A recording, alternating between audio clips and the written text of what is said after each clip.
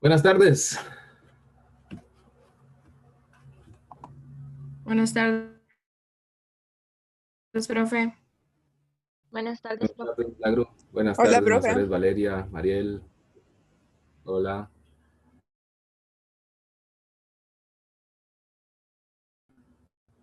Camila, Mauricio.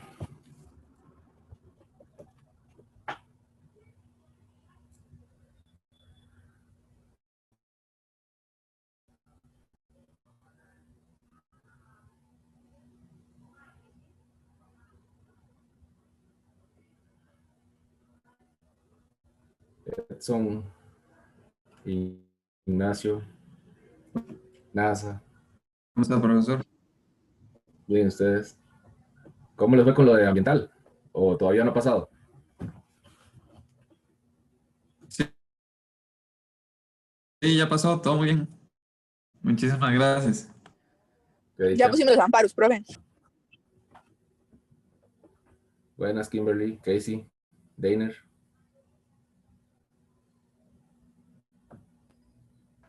Buenas, profe. Buenas.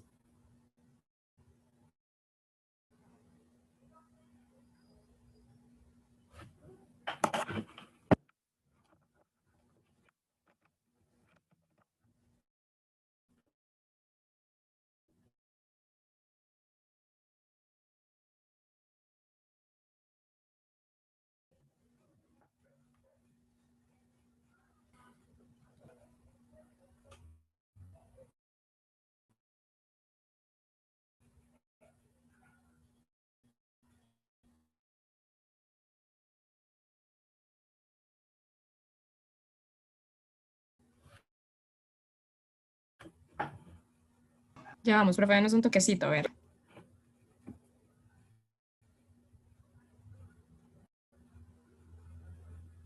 Buenas tardes, Diego, Gilbert, Joshua, Nancy, que ya la escuché Buenas por tardes. ahí. Buenas.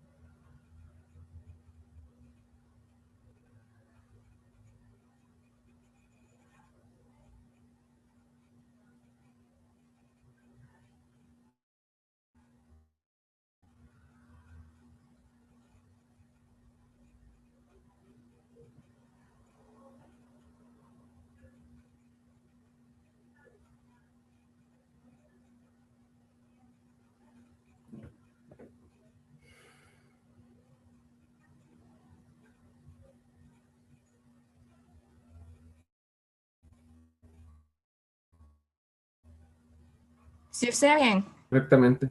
Ok, perfecto.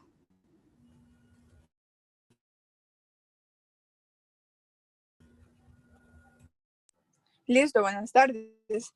Buenas tardes, profesor, a todas y todos los presentes.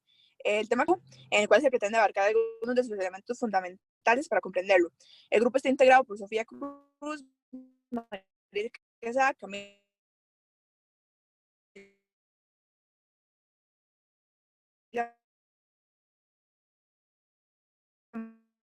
Marín y mi persona, Valeria Abrantes. Me pasa la diapositiva, Mili, por favor.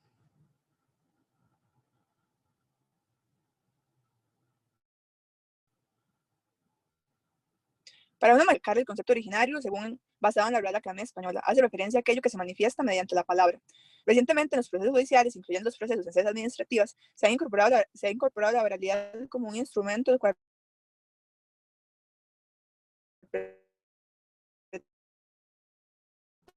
pretende agilizar las audiencias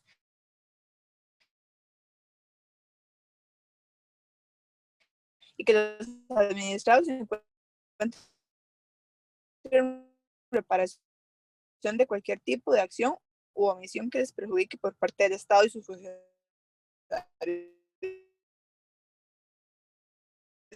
públicos.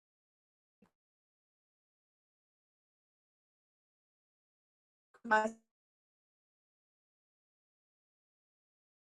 por muchos autores, también tienen directo con los juzgados una forma de humanizar el existe proceso la problemática en cuanto a la duración prolongada de los procesos. Y bueno, claramente la justicia administrativa no es predominado, que el procedimiento administrativo en esta es prácticamente la forma escrita como forma de instrumentalizar o expresar la voluntad administrativa. Se ha mencionado que la oralidad ha llevado un proceso progresivo de avance en esta materia, generando entonces un régimen mixto que es en parte escrito y en parte oral. La oralidad acá viene entonces a enriquecer la democratización y ya que no requiere que el juzgador, además de tener un rol activo al dirigir e impulsar el proceso, asuma también un papel asistencial, interactuando con lo que son las partes para determinar y delimitar el objeto del proceso, también como los hechos controvertidos o la prueba que se va a admitir, y colabora en lo que es la búsqueda de la verdad real, asegurando una igualdad real entre las partes. También acá se dice que precisa que el juez se vea involucrado y comprometido con el resolver de la causa, y no en lo que llaman una campana de cristal, que supuestamente se ha construido sobre la base malentendida de la independencia o imparcialidad y que en realidad lo aísla del resto de los objetos procesales. Consecuentemente, la oralidad promueve y conduce a la humanización del proceso, por lo que se respeta la dignidad de las personas y mejora la comunicación procesal, haciéndolo más flexible y expedita. Siguiente, por favor.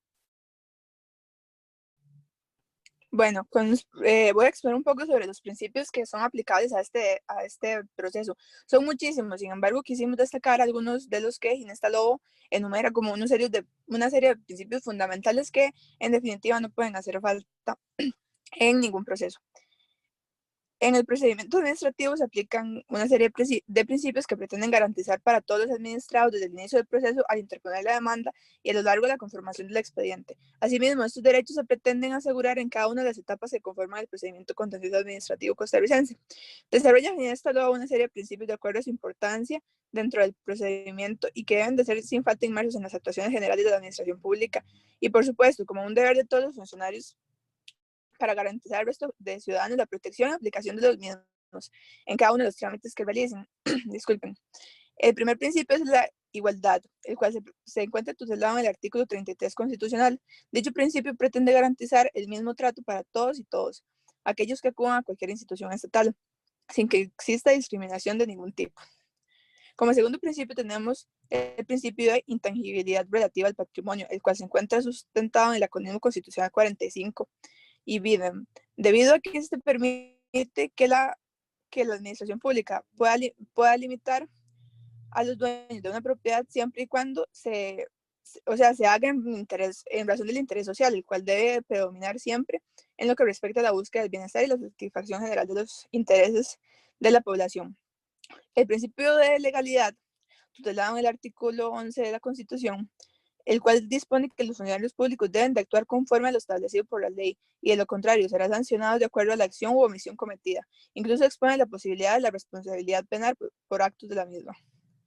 Por último, el principio de interdicción de la arbitrariedad, la cual expone la imposibilidad de las autoridades estatales de tomar decisiones de carácter arbitrario, considerando a estas como todas aquellas que puedan transgredir el principio de igualdad previamente expuesto en el presente apartado. Siguiente. Bueno, con respecto a lo que les mencioné antes de la oralidad del proceso por audiencias, esta es una de las novedades que se implementaron con el Código Procesal Contencioso Administrativo que tenemos ahora, que se entró en vigencia en 2008, y se mencionaba su relevancia por la contribución que tenía a la humanización del proceso. Se decía que con esto se obliga a los órganos jurisdiccionales a la observancia y actuar bajo los subprincipios de la oralidad, como la inmediación, la concentración, la celeridad o publicidad, que más adelante se van a desarrollar, y en caso de que se incumpliera esto, se podría provocar un vicio pasible de la casación. Siguiendo esta línea, los numerales 88 y 89 de este código admiten la posibilidad de que los órganos jurisdiccionales realicen el dictado de sus resoluciones de manera oral en las audiencias, implicando que ahí mismo también quedan notificadas las partes. Con respecto a estas resoluciones, tienen también un recurso de revocatoria que tiene que interponerse y sustentarse verbalmente también en ese mismo momento procesal, ello para evitar la fragmentación del proceso. Con esta legislación, los jueces han logrado en la práctica, al dictar las sentencias oralmente, una vez concluido el juicio oral y público, quedando esta también respaldada, a través de medios tecnológicos y audiovisuales. Para efectos de su revisión, esto hace que la judicatura haya tenido mayores niveles de celeridad, concentración y oralidad. Siguiente, por favor. Con respecto a lo que son los procesos excepcionales, sin juicio oral y público o sin audiencias, estos están contenidos también en el Código Procesal Contencioso Administrativo y con respecto a los primeros se menciona que es cuando sean asuntos de puro derecho o en casos de que no exista prueba que evacuar. Entonces, de manera excepcional, eso es muy importante, y por razones de economía procesal y el principio de celeridad se prescinde del juicio oral y público, debiendo entonces el juez tramitador, previo a que finalice la audiencia preliminar, conceder a las partes la oportunidad de que formulen sus conclusiones. Ello según el numeral 98 de este código. Y con respecto a lo que son los procesos sin audiencias, por estas mismas razones que acabo de mencionar, se dice que se admite la posibilidad de que el actor o reconventor pueda hacer la solicitud de que una vez que se conteste la demanda o la contrademanda, el proceso se falle, prescindiendo entonces de la recepción de pruebas, de las audiencias y la conciliación, siendo un elemento imprescindible siempre que la contraparte se encuentre de acuerdo. Siguiente, por favor.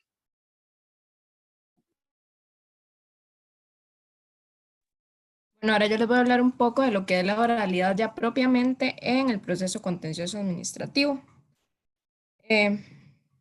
A ver. Bueno, entonces, ¿qué implica la oralidad en el proceso contencioso administrativo? En primer lugar, se tiene que recordar que actualmente la oralidad ha sido un aspecto, ¿verdad?, de suma evolución en lo que es el proceso. Es sumamente práctico para lo que es la resolución rápida y, bueno, también significa un aspecto que conlleva una mejora en lo que es los procesos. Sin embargo, como toda evolución, es el paso de algo tradicional a algo innovador y aquí se tienen que tomar diversas medidas que son de carácter estructural, organizacional y estas tienen que asegurar el éxito de la oralidad, ¿verdad? Entonces, ¿cuáles serían estas medidas? En primer lugar, bueno, se resalta que al introducirse la oralidad es necesario un mayor número de jueces contenciosos administrativos. Esto es más o menos haciendo una comparación de lo que tuvo que transformar el proceso antes y después de la oralidad. Y bueno, ellos tuvieron que casi que quintuplicar la cantidad de jueces administrativos que había en ese momento. En segundo lugar, bueno, la oralidad supone un cambio ideológico muy profundo. Se tiene que adquirir una nueva visión del proceso y tanto también de los sujetos parte como jueces, las partes, testigos, etcétera. Y se debe capacitar y estudiar para que la oralidad sea exitosa. Y también se debe adaptar a los abogados para que estos garanticen una buena fe procesal y evitar el abuso y fraude procesal.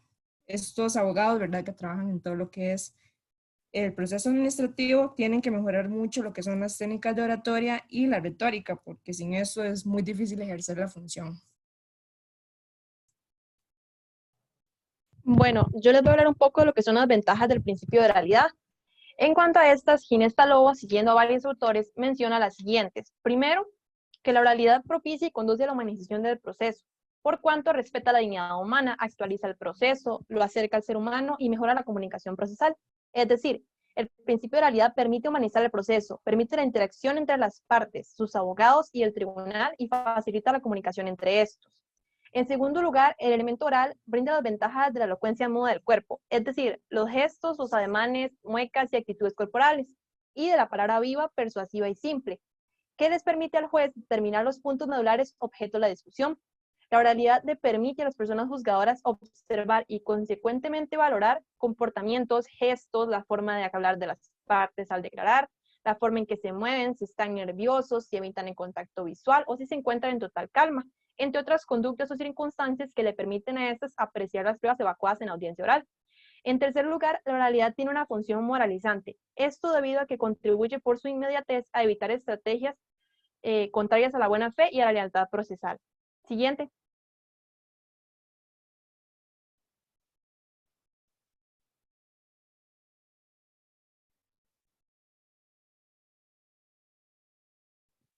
La compañera Sofía tuvo problemas con la conexión, entonces voy a reproducir el audio que ella envió. Me avisan si se escucha, por favor. Seguidamente haré mención de las desventajas con respecto a la implementación de la oralidad en el proceso contencioso administrativo.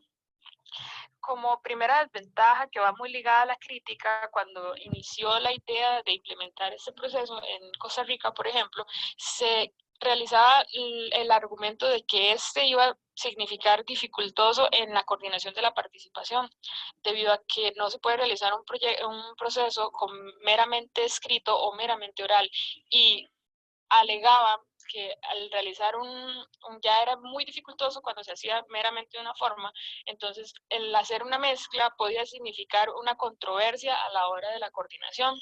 Entonces, por eso que al final se decidió que el proceso se divide en escrito en su fase inicial, introductoria preparatoria, y oral, la etapa de la sustantación. Seguidamente se realizó una crítica muy fuerte a su origen, debido a que con respecto a la introducción de la oralidad en el proceso contencioso administrativo costarricense, esta posee como desventaja la percepción anglosajona y germánica que posee, debido a que su procedencia es del sistema jurídico del common law. Luego, existe una condición, se dice que puede existir una condición superficial. Entonces, el doctor Ernesto Ginesta menciona que una desventaja de la oralidad puede ser esa, que en un proceso oral la conexión es más superficial y la sentencia, al dictarse precipitadamente, puede resultar desacertada. Luego, las partes pueden topar con imprevistos. ¿Por qué? Porque el hecho de que las partes puedan topar con sorpresas, omisiones y errores, verse expuestos a estos, ya que la flexibilidad del proceso oral permite la probabilidad de que se den estas circunstancias, podría perjudicar los principios como lo son el de la seguridad y la certeza. Y por último, existe un cuestionamiento a la imparcialidad del juez. Entonces se menciona un inconveniente mencionado con respecto a la oralidad, es el hecho de que podría poner en cuestionamiento la arbitrariedad del juez. Entonces, sin embargo, el doctor Ginesta menciona que el buen juez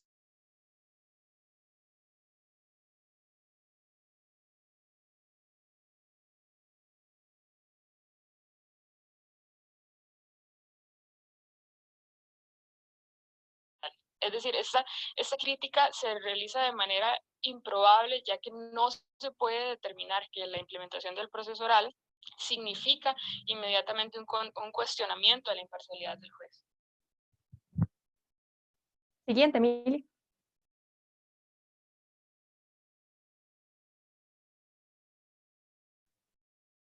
Bueno, en cuanto a los subprincipios contenidos dentro del principio de oralidad, Ginesta Lobo explica que Chiovende y Calamandrei manifestaron que la expresión de oralidad contiene un conjunto de principios inseparables, los cuales son inmediación, identidad física del juez, concentración, publicidad y celeridad, sencillez y economía.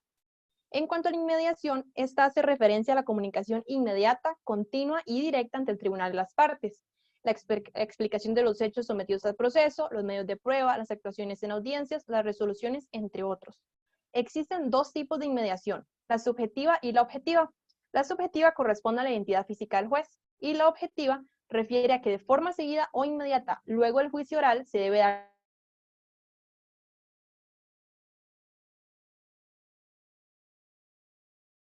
la deliberación dictado la sentencia. Propiamente, la identidad física del juez, para que exista inmediación, debe existir la identidad física entre los jueces que dictan la sentencia y los que se imponen los alegatos de las partes, sus pretensiones y participan en la totalidad de la práctica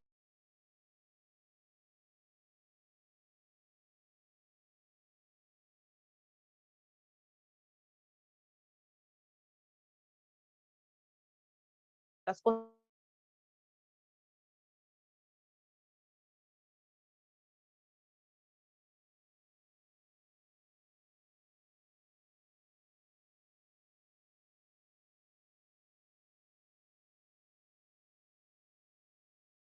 que es un proceso que los hechos son controvertidos y se requiere de elementos de convicción que no sean solo documentales. O sea, se requiere también como de confesión, declaración de parte, de peritos, entre otros, ¿verdad? Bueno, este primer caso, la primera hipótesis, ¿verdad? Es decir, hace referencia más o menos a aclarar cuestiones de hermenéutica jurídica y para formulación de alegatos. La segunda hipótesis expone más o menos que los documentos que van a ser examinados se van a analizar en el contradictorio vivo y esto evita cualquier error. Y en el tercer punto se hace más referencia a que la oralidad cumple un papel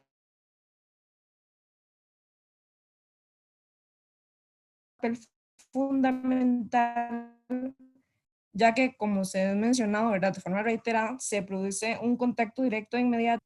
Bueno, se regula el proceso en una audiencia preliminar y en otra audiencia complementaria. Y en este debe existir una participación o una presencia simultánea de lo que son los jueces procesales, los testigos, las partes, entre los que ya mencionamos anteriormente. Y esto busca garantizar los principios de inmediación, concentración, publicidad y abreviación. Y bueno, al introducir estas dos partes, se fomenta la oralidad. Estas dos partes, Ernesto Ginesta las explica más o menos diciendo que en la audiencia preliminar se pretende ejercitar funciones como lo que son la función conciliatoria, tanto la total como parcial, también la función saneadora o depuradora del proceso, esto resolviendo en una sola audiencia todas las cuestiones que obstaculicen el conocimiento de fondo del asunto, ya sea incidentes, nulidades, recursos, excepciones, entre otras, ¿verdad? Y también esta función contribuye a abreviar el proceso. Y por último también la función esclarecedora, que esta analiza la causa petendi, que son los hechos, el petitum, que son la pretensión, el tema decidendum, que son los puntos controvertidos, y la prueba que tiene que ser admitida y evacuada. También en la audiencia complementaria, bueno, en esta parte del proceso oral se delimita más o menos cómo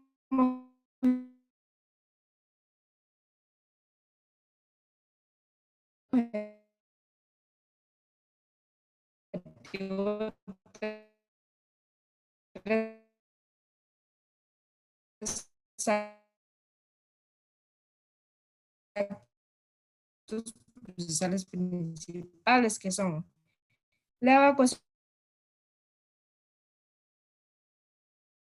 del artículo 85, en su inciso primero, se establece el deber del tribunal de en el desarrollo de las audiencias. Inciso segundo, consagra el deber de promover el contradictorio, ello como instrumento para la verificación de la verdad real de los hechos. Asimismo, se menciona el deber de velar por la concentración de los actos procesales que deban celebrarse. En cuanto al artículo 103, inciso primero, en este se contempla una forma de terminación del proceso, específicamente el desistimiento, y esta puede realizarse tanto de forma escrita como de forma oral dentro de las audiencias. Esto corresponde a una expresión de este principio. En la misma línea, el artículo 114, inciso primero, también consagra una forma de terminación del proceso, que es el allanamiento total o parcial de la pretensión, el cual también puede realizarse tanto de forma escrita como de forma oral en el transcurso de las audiencias. Siguiente, por favor.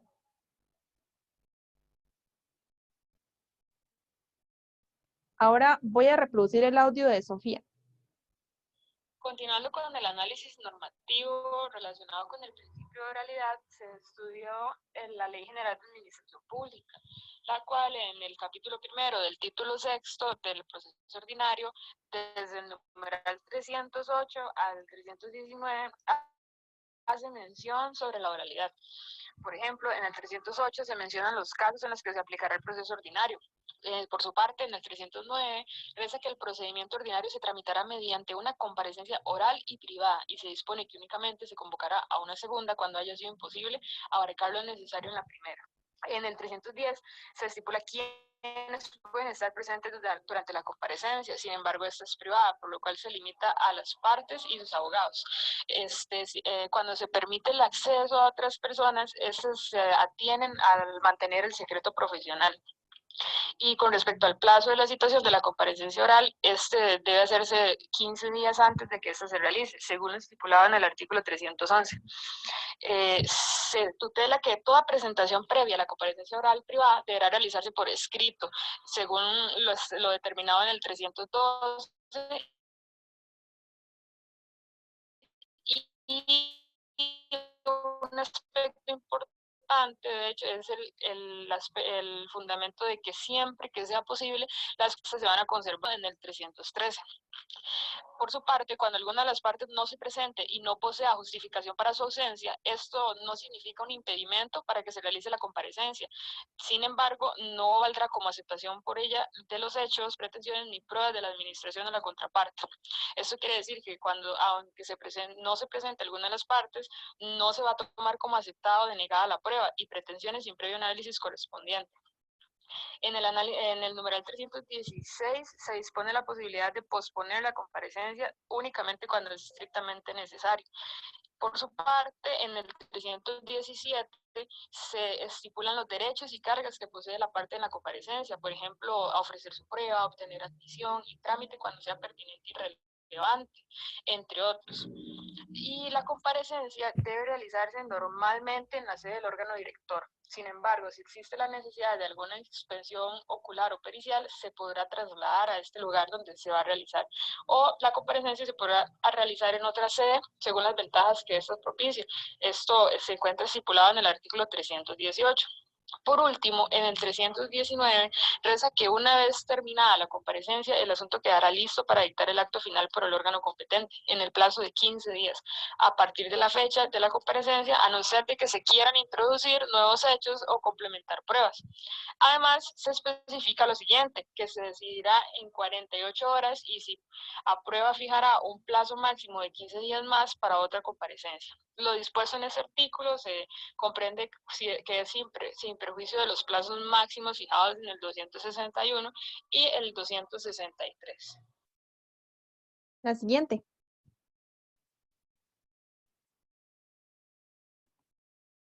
Bueno, ya para ir finalizando, vamos a mencionar algunos aportes de la jurisprudencia costarricense en cuanto a la oralidad de los procesos administrativos.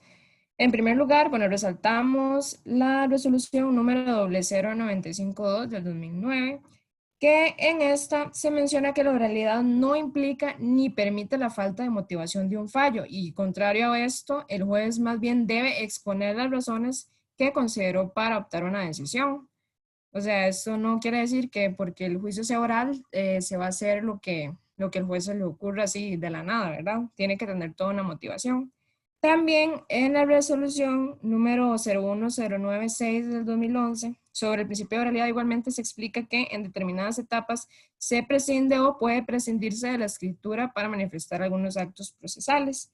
Y también esta resolución se refiere a los principios de inmediación, concentración y publicidad como algo que se debe aplicar para una mayor cercanía a un vínculo directo entre los jueces con las pruebas y las partes. Y esto para generar una mejor comprensión del objeto del proceso. Y esto redunda, ¿verdad?, en una justicia más democrática, más transparente y más célere.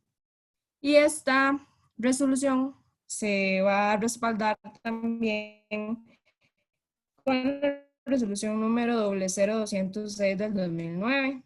Esta resolución habla que a partir del modelo del proceso que adopta el Código Procesal Contencioso Administrativo, esta tiene una línea de oralidad parcial, como se mencionó anteriormente, y no siempre debe mediar una sentencia escrita. Y sobre esto también resalto nuevamente el canon 57 del Código Procesal Contencioso Administrativo, que expresamente nos dice que toda resolución dictada en cualquiera de las etapas del proceso, sea oral o escrita, tiene que estar debidamente motivada. Y aun cuando se tome en una posición que sea oral o escrita, esta refiere que las resoluciones que se emitan en diferentes etapas del proceso, no propiamente en las sentencias, tienen que estar bien solucionadas, ¿verdad?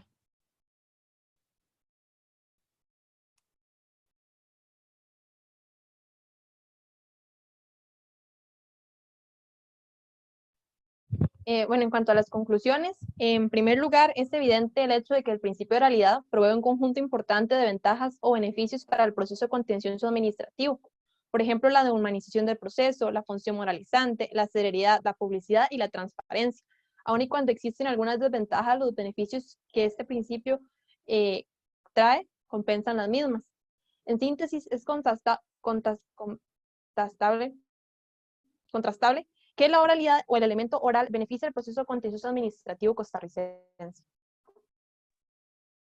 Otra de las conclusiones es que la implementación de la oralidad en los procesos jurisdiccionales efectivamente viene a significar una herramienta que mejora considerablemente el acercamiento entre juzgador y partes, lo que hace, promueve una mejor participación y humanización del proceso. Como tercera conclusión, llegamos a que el proceso de oralidad ha sido una herramienta fundamental para los procesos jurisdiccionales. Además, es más sencillo para los jueces y demás partes involucradas la comprensión de lo sucedido y en base a ello poder llegar a una solución justa para quien así lo necesite. El principio de oralidad ha venido a agilizar los juicios y a reducir mucho menos los procesos escritos.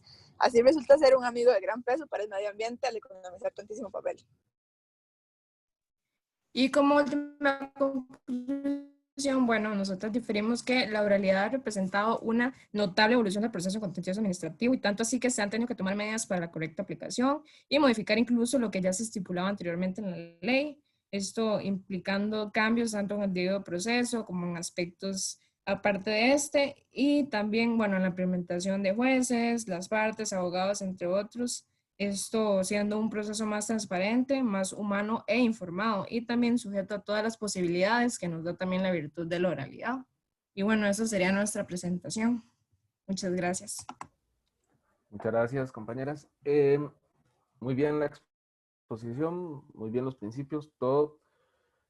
Una pregunta, ¿ustedes consideran que la oralidad es un derecho fundamental? ¿O ustedes lo verían como un derecho fundamental? Profe, a mi parecer sí, porque esto, bueno, anteriormente como no se hacían juicios orales, entonces la persona implicada casi no tenía conocimiento de lo que se resolvía. Entonces, al estar ya presentes las partes, los abogados, los peritos y todas estas cosas ya, bueno, esto es como parte de los derechos que tienen las dos partes al enterarse de lo que se está resolviendo para su propia persona, ¿verdad? Por así decirlo.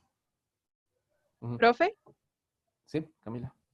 También que esto la oralidad tiene que ver con el principio de justicia, el derecho de justicia pronta y cumplida, porque es más rápido un proceso oral que un proceso totalmente escrito. De acuerdo, sí. Yo también creería que es un instrumento para hacer efectivos derechos fundamentales. Propiamente creo que la Sala Constitucional ha dicho que no es estrictamente un derecho fundamental. Digamos, usted no le puede decir a un juez, usted por haber hecho una etapa escrita de un proceso jurisdiccional o una etapa escrita de un procedimiento administrativo, me violó un derecho fundamental, siempre y cuando, digamos, se respeten las condiciones si se hace por escrito. Entonces la Sala ha sido un poquillo reacia a reconocer la oralidad en sí como instrumento compuesto por varios principios, sea en sí un derecho fundamental, pero digamos yo que efectivamente garantiza muchos de los derechos fundamentales que ustedes mencionaron, justicia pronta y cumplida, celeridad, economía procesal, entre otros. Lo que ha pasado aquí en Costa Rica es que traemos un modelo de oralidad muy propio de la parte anglosajona y ellos están, bueno, son cientos de años haciendo ejercicio del tema de la oralidad, Inglaterra y muchas partes de Europa. Aquí estamos de alguna manera en pañales todavía con el tema de la oralidad. Ya no empezando, pero sí de alguna manera un poquito o sea, acomodándonos al tema de la oralidad. Sus principios, sus formas, incluso algunos jueces, tal vez por falta de capacitación, les da miedo el ejercicio de la oralidad. Y prefieren muchas veces emitir actos por escrito, es de alguna manera también retrógrado, ¿verdad? Porque es más fácil escuchar a las partes, verlas en vivo y adoptar una decisión tomando en cuenta sus argumentos en una audiencia donde está el juez de frente a las partes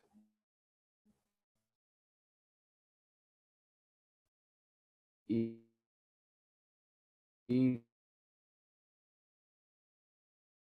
con toda la posibilidad de revisar las pruebas. Creo que la oralidad tiene muchas ventajas, pero en Costa Rica no ha sido posible lograr varias de ellas por algunas cosas que ustedes mencionaban: falta de estructura adecuada, falta de recurso humano debidamente capacitado, jueces que no quieren de alguna manera entrar el tema de la oralidad, o que si bien entran, tienen normativa de primer mundo, pero con una mentalidad de, eh,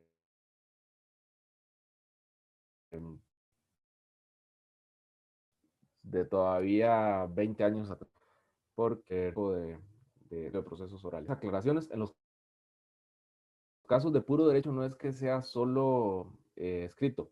Los casos de puro derecho sí tienen que pasar en proceso contencioso administrativo por una audiencia preliminar que sí es oral. Solo eventualmente, cuando se declara de puro derecho, y esto quiere decir cuando no hay prueba pericial, testimonial o de otro tipo, sino que es solo documental, entonces se prescinde del juicio oral y público, que es una segunda etapa del proceso contencioso administrativo, y se le llama audiencia complementaria. Se desarrolla después de la audiencia preliminar. Una vez que en esa audiencia preliminar se determina que son admisibles testigos, peritos u otro tipo de prueba que es necesariamente evacuable ya en el desarrollo del juicio oral. El juicio oral y la audiencia preliminar no se desarrollan el mismo día. Solo hay una excepción, y son los casos preferentes en los que la audiencia preliminar y el juicio oral y público se desarrollan en una misma etapa por el carácter preferente del interés público que se ve reflejado cuando se trata de un proceso de esta naturaleza, por temas de interés público, urgencia, para evitar daños u otras consideraciones. Entonces, nada más que les quede claro que la audiencia preliminar siempre va a estar en los procesos, por lo general, separado del juicio oral y público. Solo en el proceso preferente se hace el mismo día. Y otra cosa, que el proceso sin audiencias que ustedes mencionaron del artículo 69, en el que las partes están de acuerdo en que no hay prueba que evacuar, en que los argumentos son estrictamente documentales y que ya las partes están rindiendo todas sus, o sea, enseñando todas sus cartas y demostrando todas sus armas ante los jueces, y le piden a los jueces que resuelvan este artículo 69 del Código Procesal Contencioso Administrativo de fallo directo, no ha sido estrenado. Ha habido casos en los que las partes le dicen a los jueces: como este caso, no tenemos excepciones previas, no tenemos prueba testimonial que evacuar, toda la prueba es estrictamente documental, resuelva de una vez, juez. Los jueces, por lo general, no, aunque las partes estén de acuerdo, los que están en desacuerdo son los jueces, y terminan declarando no admisible la posibilidad de aplicar el artículo 69, que es de fallo directo. ¿Qué quiere decir el fallo directo?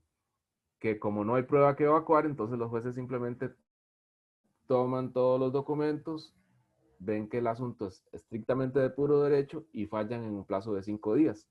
Pero ese plazo de 5 días no les gusta. Entonces, yo por lo menos desde la emisión del Código Procesal Contencioso Administrativo no he visto ningún caso en el que se aplique el artículo 69 del Código Procesal Contencioso Administrativo. Muchas gracias por la exposición. Les hago la pregunta que les he hecho a todos los grupos. Todos participaron, todos estuvieron atentos al desarrollo del trabajo escrito y de la parte oral de la exposición. Sí, Sí, profe. bien. De acuerdo, muy bien. El siguiente grupo, entonces. Profe, la compañera Nancy me dijo que, bueno, intercambió el lugar con nosotros porque tuvo ahí unos problemillas. No hay problema, ¿verdad? Adelante, Edson y Nazaret, no hay Ok. problema.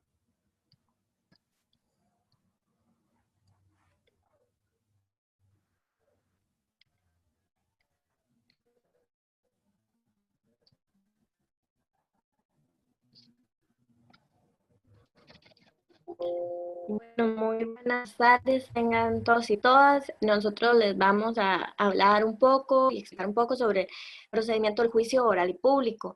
Nuestro trabajo constó en apartados, bueno, los que íbamos a hablar eran historias y cambio en la normativa, introducción de lo contencioso administrativo, pero vamos a omitir la parte de la oralidad porque ya las compañeras lo abarcaron. Cali. Ahora bien, en este apartado, la aparición de la jurisdicción contencioso administrativa en Costa Rica, lo primero a lo que debemos hacer referencia es que durante la conquista los actos del rey no eran reglados.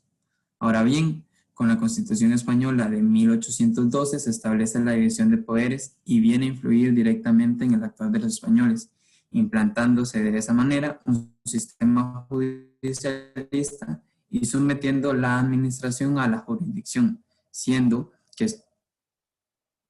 ¿Perdón, se me escucha bien? Sí. Sí, se escucha un poquillo como raro, pero se entiende. Sí, es que creo que el internet está fallando un poco. Bueno, voy a tratar de seguir. Bueno, siendo que solo esta podía controlar las actuaciones del Poder Ejecutivo. No obstante, este sistema rígido generaba una dilación mayor en la administración, porque al estar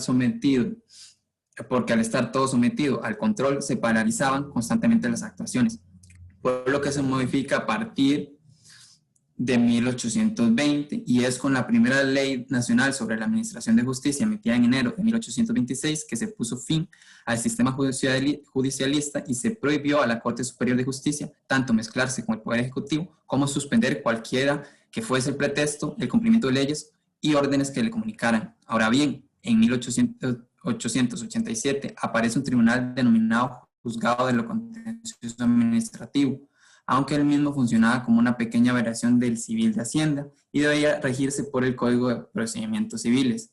Pero en realidad el nacimiento de la jurisdicción contencioso administrativa será hasta 1916, con la ley número 20, donde se implantan nuevas reglas sobre las competencias y facultades de los jueces de lo contencioso administrativo y delineó la doble actividad de la administración y el control de legalidad, cuando hacía uso de sus facultades regladas. No obstante, esta ley, aunque eficaz, fue derogada en 1922, de modo que los legisladores vuelven a atribuir facultades de lo civil, donde se vieran involucrados órganos estatales a este Tribunal Contencioso Administrativo. Es así como en 1949, en la Constitución Política se consagra el deseo de someter a la administración al control de la legalidad, concretamente en el numeral 49 de la Constitución. De esta manera se da la ley reguladora del juicio contencioso administrativo en 1950, que se consigna bajo la línea de este artículo. Se hace necesaria una ley especializada que necesariamente obligue a apartarse la vía civil y nace la Ley de Jurisdicción Contencioso Administrativa de 1966. Mas esta no viene a suplir todas las necesidades de la época, por lo que en el año de 1998 la Corte Suprema de Justicia encargó la redacción del Código Procesal Contencioso Administrativo actual, que entra a regir en enero de 2008. Siguiente diapositiva, por favor.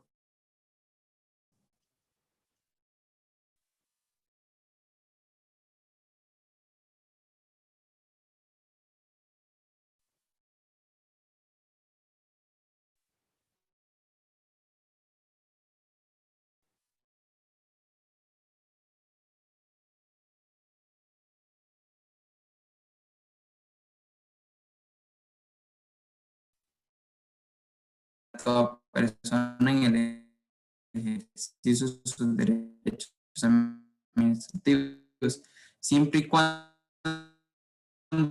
estos derechos se vieran vulnerados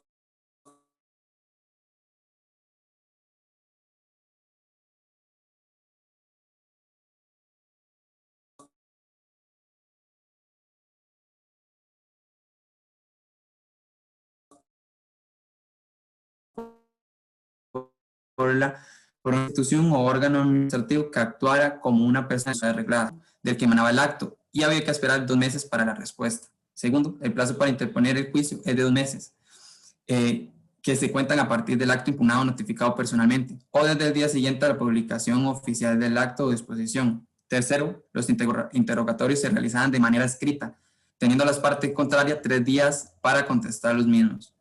Cuarto, las partes tenían un plazo mínimo de 8 días y máximo de 15 para formular y presentar conclusiones. Quinto, la sentencia se generaba de manera escrita. Siguiente, por favor.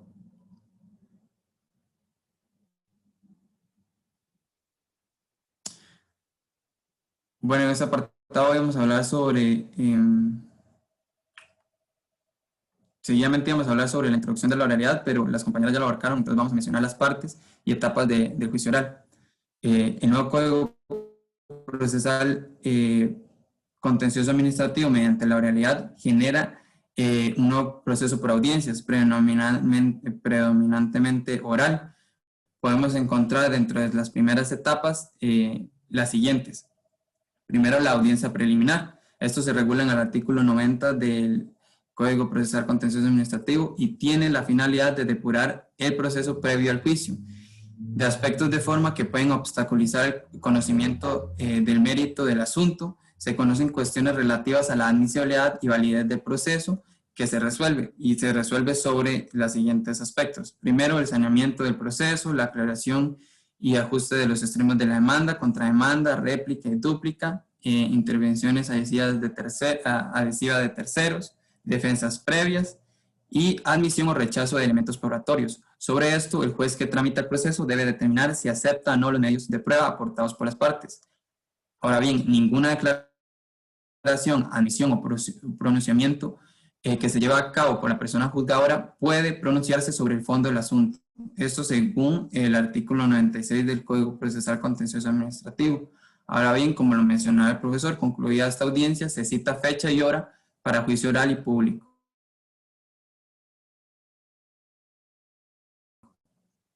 Por otra parte, también tenemos la audiencia de conciliación, y es referente a un nuevo instrumento para la resolución alterna de conflictos. Se da audiencia para escuchar a las partes y solucionar el proceso sin necesidad de sentencia o pronunciamiento. En esta hay que recalcar que no pueden participar coadyuvantes y las partes no pueden, puede darse la posibilidad de que las partes no concilien. A continuación, las siguientes etapas del proceso las explicará la compañera Nazaret.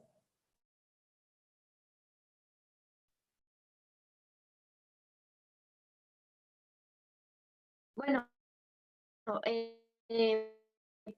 en lo que respecta al juicio oral y público como tal, para eso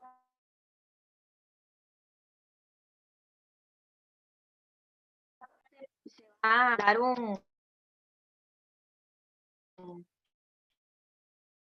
se formulan y acordará que le corresponden diversas funciones de sus representantes y otras que sean indispensables, ¿verdad? Para posteriormente declarar abierta la audiencia y advertir a los presentes la importancia. Debido a la naturaleza oral y pública del proceso, si es necesario, según la complejidad del asunto. No obstante, si hay como ciertas causalidades en las que se puede prescindir de esencia, se debe determinar el orden de distribución de la palabra entre los representantes y las partes. Esto lo hace el presidente por razones de orden y racionalización. Entonces, primeramente, él va a dar todas las indicaciones generales, advertencias, etcétera. Luego le va a dar la palabra generalmente a la parte ofendida primero para que haga sus alegatos de inicio, luego último conclusiones. En lo que respecta a la evacuación de prueba, se puede mencionar, se puede presentar prueba documental, que sobre esta es importante mencionar que en realidad lo que hay es una exposición o lectura previa de la prueba que ya se había recibido, por decirlo de alguna manera. En su mayoría las probanzas documentales siempre van a ser preconstituidas al proceso, por lo cual la oralidad no puede suponer una irracional desvalorización de esta prueba. Y es por esto que esta es aportada de manera previa, siendo que por la oralidad del proceso solo se pueden analizar las siguientes pruebas que voy a mencionar, ¿verdad? Porque van a ser a constituir. Luego está la prueba pericial, que en realidad los peritos deben ser citados al juicio. Ellos van a ser designados previamente en lo que es la audiencia preliminar, pero se evacúa su pericia en el juicio oral. donde se procede a la lectura del informe pericial y una vez leído, de conformidad con los peritos deben responder las preguntas que le vayan a formular las partes. Ahora, en lo que respecta a la prueba testimonial, los funcionarios, es importante mencionar que los funcionarios públicos que se consideren responsables van a ser llevados a juicio en calidad de testigos, nada más, no como en calidad de parte demandada, por decirlo de alguna manera. En la prueba testimonial todos los testigos deben encontrarse juramentados. Primero se llaman los de la parte actora y luego los de la parte demandada. Deben indicar cuánto saben acerca del hecho, sobre lo que versa la prueba. No deben estar presentes en la sala antes de su declaración. Después de eso pueden permanecer dentro de la sala a menos que haya una necesidad de que estén incomunicados. Y el tribunal va a formular preguntas a lo último, por lo cual se destaca su carácter residual de interrogatorio. Y por último serían la declaración de las partes. En realidad se recomienda que lo que primero que se haga es que declaren las partes para que no escuchen las demás pruebas. No obstante, no siempre funciona así. Los jueces, la parte contraria y el propio abogado pueden hacerle pruebas al confesante. Pueden hacerle preguntas, perdón, al confesante siempre que sea pertinente, ¿verdad? O tengan relevancia al respecto. Ahora, la presentación esa es. En lo que respecta a las conclusiones de las partes por el tiempo fijado por el tribunal, se van a dar, digamos, las conclusiones de las partes en el tiempo que el tribunal diga. Posteriormente se va a dar la deliberación inmediata. Una vez recibida estas conclusiones, se da un cierre de debate y una deliberación inmediata por parte de los jueces, bajo pena de nulidad, ¿ok?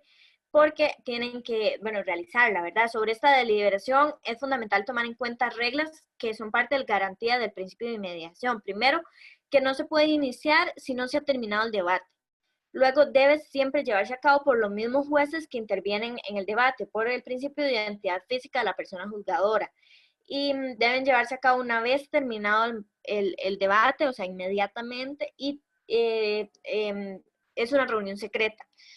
Es por esto que aplicando así las reglas del inciso 100, del artículo 100, inciso 2, numeral D, no se puede suspender la deliberación, salvo por motivos de servicio o si alguno de los jueces sufre algún impedimento muy grave. Pero en realidad sí se puede reabrir. Se puede reabrir esta deliberación cuando haya prueba para mejor proveer o se ocupe ampliar en realidad la prueba.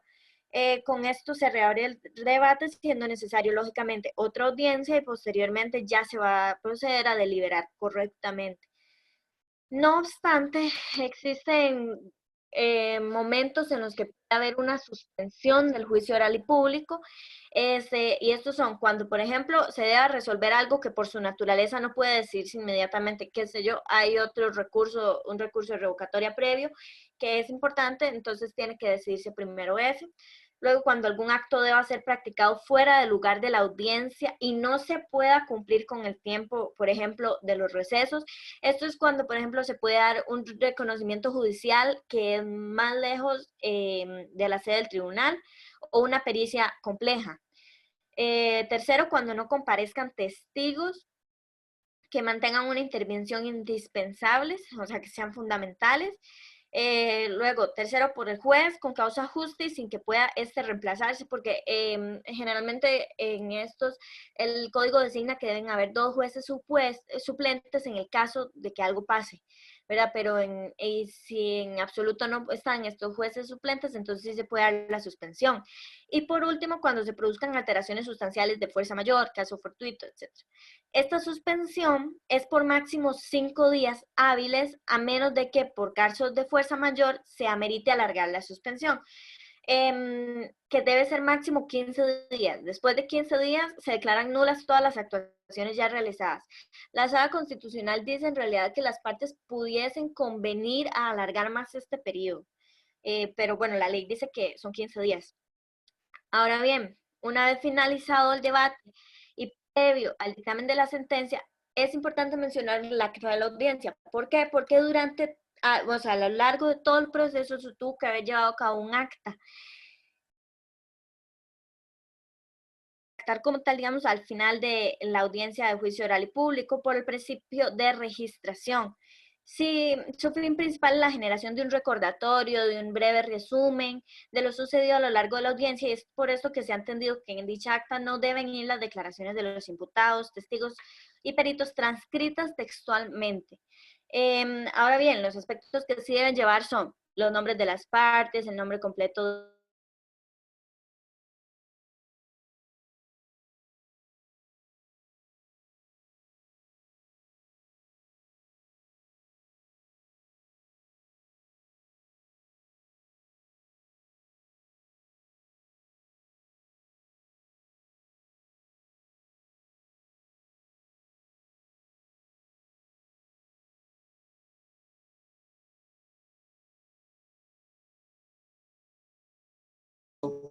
con el voto de minoría.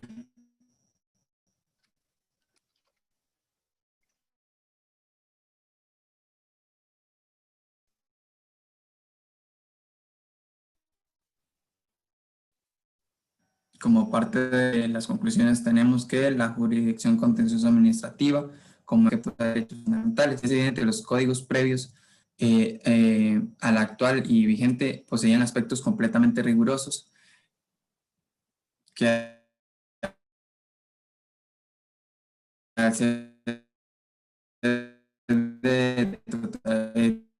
de una totalidad o al iniciarse una totalidad de solamente procesos escritos durante en los estigma nacional a la hora de resolver sus problemas, donde realza principalmente la oralidad y se evidencia lo anterior, pues bajo la antigua legislación se tardaba cerca de 6 a 7 años para resolver el conflicto y con esta se plantea que dure un plazo de 3 meses. Aunque yo no estoy segura de eso, pero eso decía. Así, el actual juicio oral y público representa a nivel jurisprudencial y doctrinal internacional una joya y un importante precedente del derecho administrativo que permite una mayor eficiencia y rapidez en el proceso. Muchas gracias. Muchas gracias. Muchas gracias. ¿Alguno tiene alguna pregunta para los compañeros?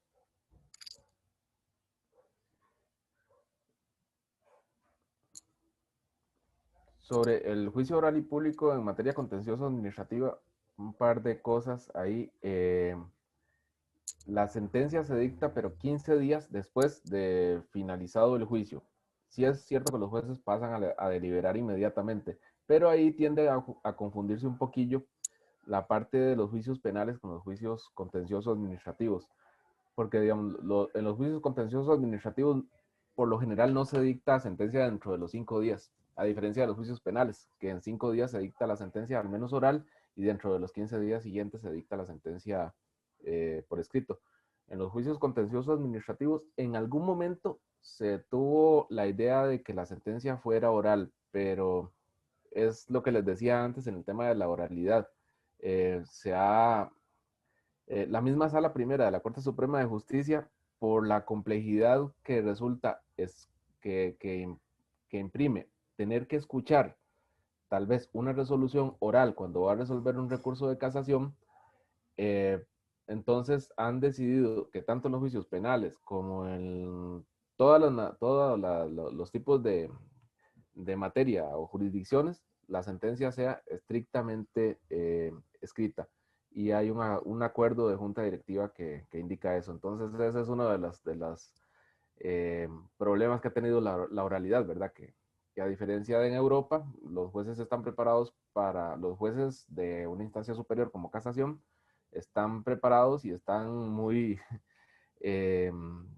relacionados, o sea, siempre están históricamente anuentes a emitir las resoluciones de manera oral y a incluso revisar las resoluciones de instancia también de esa forma. Pero aquí en Costa Rica no. Entonces ha sido un retroceso.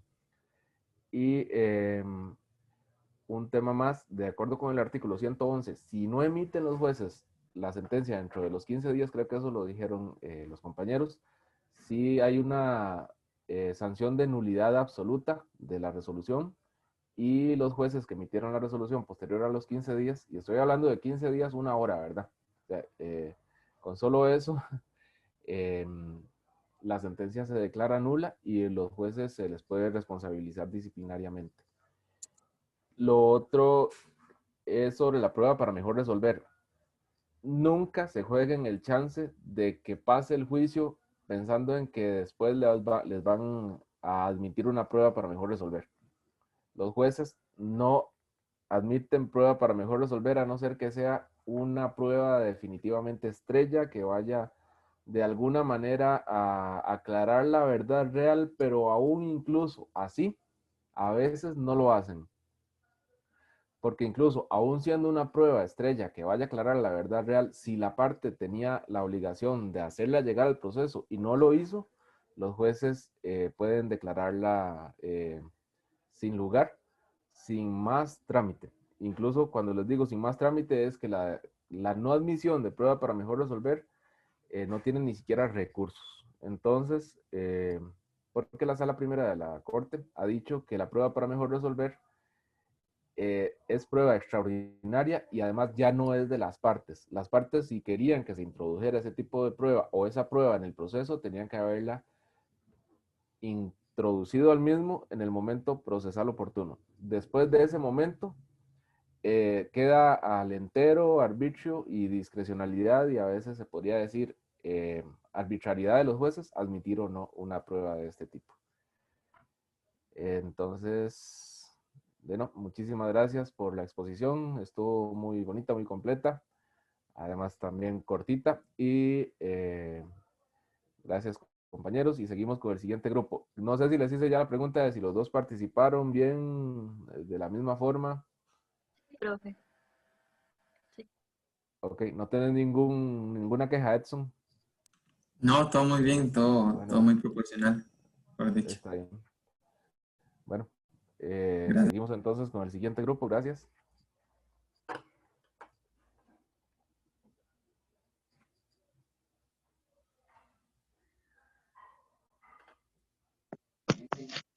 Buenas tardes, ¿se me escucha? Sí, Diego. Bueno, entonces vamos a empezar. Primero, buenas tardes a todos los presentes. Nosotros les vamos a hablar sobre el principio de proporcionalidad y razonabilidad en el derecho administrativo sancionador costarricense.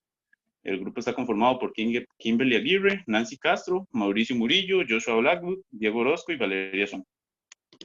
Para empezar, para dar un amplio margen, digamos, de concepto, vamos a empezar a desarrollar un poquito de lo que es el derecho administrativo sancionador. Entonces tenemos que dentro de la administración, el derecho sancionador tiene como finalidad mantener el orden y el sistema y reprimir por medios coactivos aquellas conductas contrarias a las políticas del ente estatal. Un sector de la doctrina define el poder sancionador dado a la administración como aquel en virtud del cual pueden imponerse sanciones a quienes incurran en inobservancia de las acciones u omisiones que les son impuestas por el ordenamiento normativo administrativo o el que sea aplicable por la administración pública en cada caso. El derecho administrativo sancionador es ante todo de índole administrativa, siendo el sancionador una rama de la misma, por lo que la aplicación de principios básicos del derecho penal debe estar orientada a garantizar derechos fundamentales de la persona, de lo cual debe entenderse que no existe una relación de subordinación del derecho administrativo hacia el derecho penal, sino que ambos se encuentran en un mismo plano, siendo su única diferencia el grado de desarrollo alcanzado en materia sancionadora por el segundo.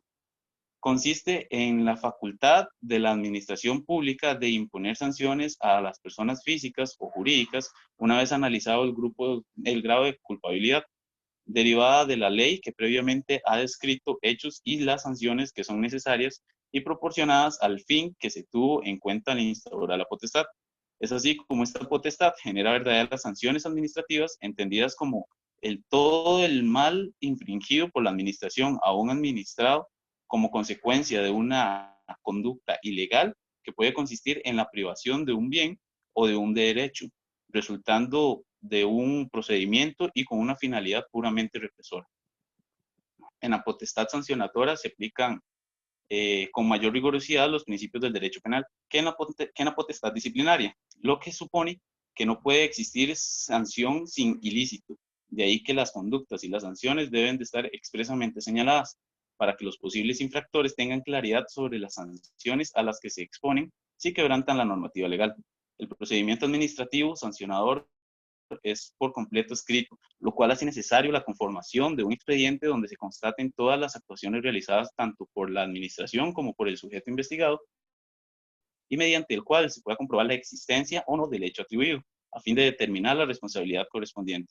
Así las cosas, se entenderá por procedimiento el conjunto de trámites y formalidades que debe observar la administración pública cuando desarrolla las actividades a ella encomendadas, todo en relación a la emisión de un acto final. Siguiente.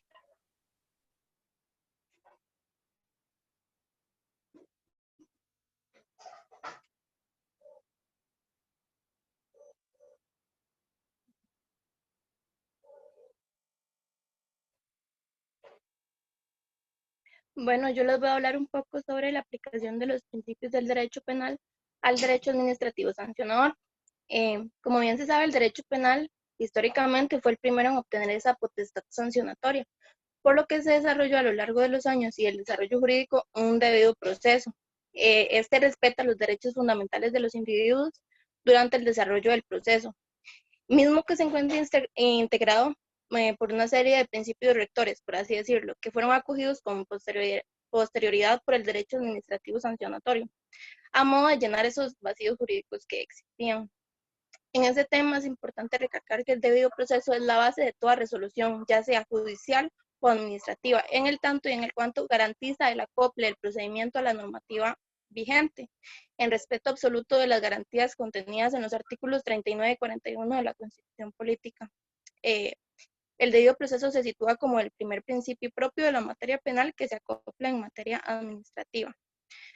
Ahora, la aplicación de los principios del derecho penal en el derecho administrativo sancionador se encuentra matizada en atención a los diferentes bienes jurídicos tutelados en cada caso en concreto, ya que se ha reconocido la existencia del ius puniendi estatal jurisprudencialmente, que se justifica en la necesidad de tutelar bienes jurídicos de importancia para el colectivo.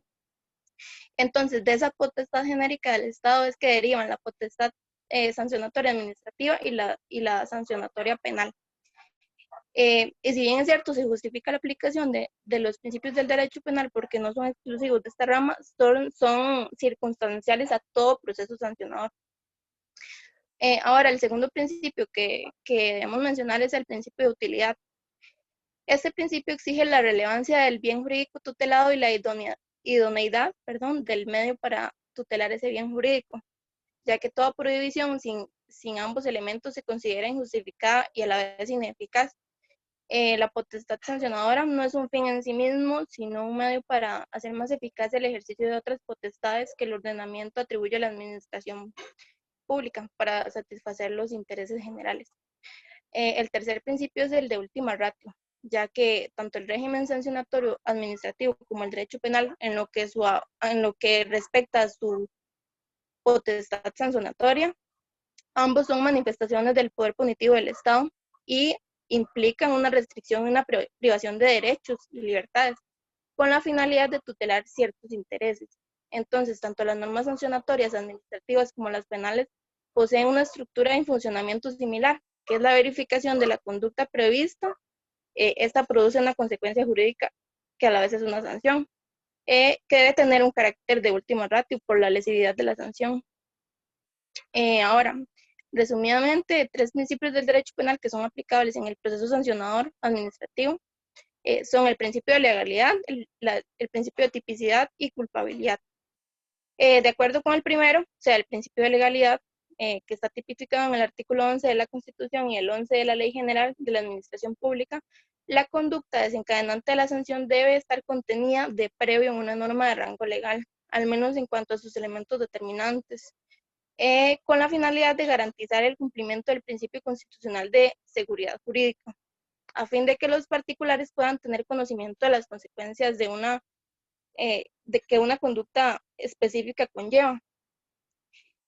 Ahora, la forma particular en que se tipifica un comportamiento incide de manera directa en cuanto al segundo principio, o sea, el de culpabilidad. Esto porque las faltas que se cometen a partir de la concurrencia de un elemento subjetivo, o sea, a partir del dolo o culpa, a partir de estas existen otras donde el punto principal gira en torno al incumplimiento del deber impuesto por el ordenamiento, ya excluyendo así los criterios de culpa y dolo. En el primer caso, el ente u órgano dotado de la potestad sancionatoria debe acreditar que la conducta del contribuyente sea activa o omisiva reprochable. Se trata de un régimen de naturaleza subjetiva en donde, para que la conducta sea imputable, la sanción se requiera, no basta con que se dé la conducta descrita en la norma, sino que se requiere que el procedimiento administrativo se compruebe, se requiere que en el procedimiento administrativo más bien se compruebe la culpa o el dolo en el actuar de la persona, ¿verdad? Y bueno, con respecto al principio de inocencia, este es aplicable en el proceso administrativo sancionador porque es una garantía constitucional, ¿verdad? Establecido en el artículo 39, toda persona es inocente hasta que se demuestre lo contrario. Siguiente.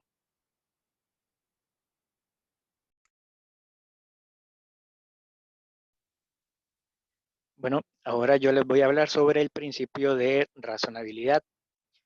En sentencia número 1420-91 se dice que el principio de razonabilidad implica que el Estado pueda limitar o restringir el ejercicio abusivo del derecho, pero debe hacerlo en forma tal que la norma jurídica se adecue en todos sus elementos, como el motivo y el fin que persigue, con el sentido objetivo que se contempla en la Constitución. La razonabilidad le corresponde a la autoridad competente impartir la sanción en atención a la comisión u omisión del sujeto infractor de las normas, y esta debe tener el criterio que esta conducta no resulte más ventajosa que simplemente asumir la sanción. De igual manera, se debe cumplir criterios sobre si existió o no intencionalidad, el perjuicio causado, las circunstancias de la comisión de la infracción y las repeticiones de las infracciones. Está claro que la acreditación de los criterios de un análisis de razonabilidad corresponde a la autoridad quien emite dicho acto o disposición, siendo este quien debe ejercer la actividad probatoria dentro del análisis de razonabilidad. Siguiente. Entre los elementos para consolidar un adecuado principio de razonabilidad tenemos el primero, que a determinación de la sanción considere criterios como la existencia o no de intencionalidad. Como segundo punto, la comisión de la conducta sancionable que no resulte más ventajosa para el infractor que cumplir las normas infringidas o asumir la sanción. El siguiente, el perjuicio causado, las circunstancias de la comisión de la infracción y por último, la repetición en la comisión de infracción. Siguiente.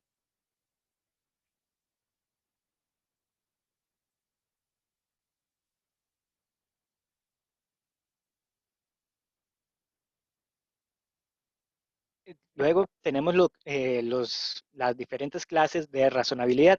Tenemos la razonabilidad interna del acto legislativo, que es la proporcionalidad en la técnica de realización. La ley debe seguir para su sanción el procedimiento legislativo y en los motivos que origina su contenido.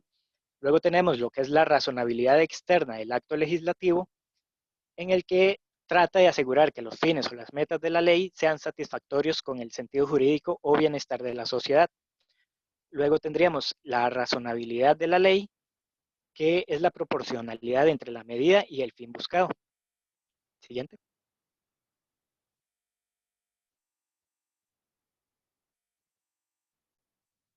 Como efecto del principio de razonabilidad está que es limitar el derecho abusivo y arbitrario y asegura la coherencia en los actos legislativos.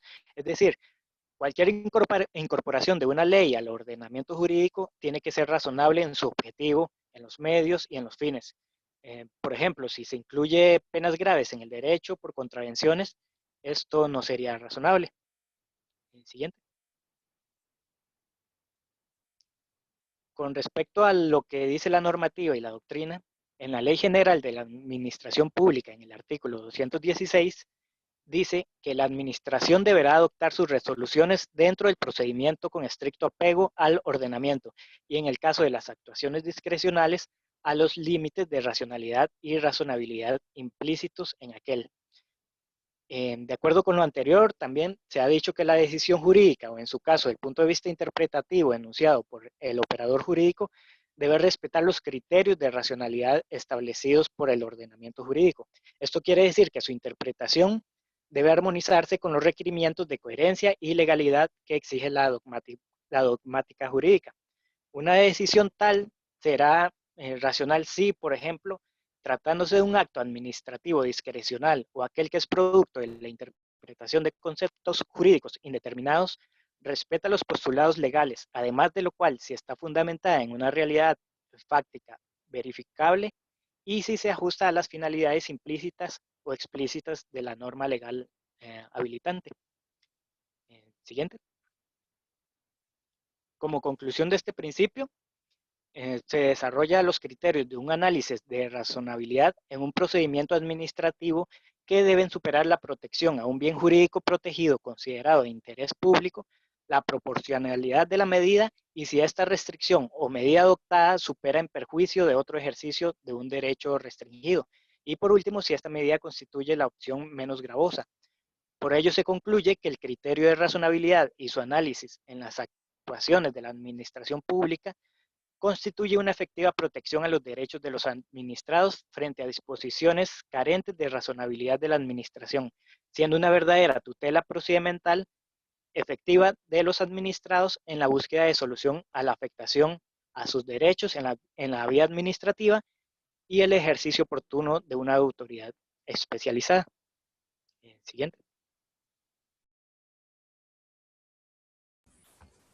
Ahora bien, yo les voy a hablar acerca del principio de proporcionalidad. El principio de proporcionalidad es un criterio de mesurabilidad que, aplicado al ejercicio de potestades públicas limitativas de la actividad de los ciudadanos y concreta... ¿Me escuchan? Sí, adelante. Se te Ah, escucha ok, bien. gracias. Y al ejercicio de potestades públicas limitativas de la actividad de los ciudadanos y concretamente en materia sancionadora, tanto en el área penal como en el área administrativa, implica una correlación adecuada entre la sanción susceptible de ser impuesta y la infracción cometida, atendiendo fundamentalmente a la gravedad de esta y al grado de culpabilidad del sujeto infractor.